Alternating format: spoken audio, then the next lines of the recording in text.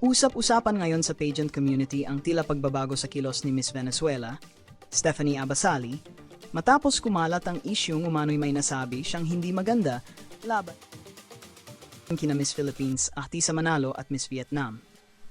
Sa ilang kuhang video, napansin ng mga netizens na tila may bigat ang kanyang kalooban. Medyo iwas sa camera, tahimik, at minsan ay parang napipigilan ng luha. Marami ang nagsasabing baka nakarating na sa kanya ang mga balitang kumakalat online, kaya ramdam ng iba na tila may guilt o pag-aalala sa kanyang mga mata. Gayunman, wala pang opisyal na kumpirmasyon kung totoo nga ang mga salitang ibinato sa kanya. Posible rin na hindi di totoo ang mga tsismis at nadamay lamang siya sa maling interpretasyon ng mga fans.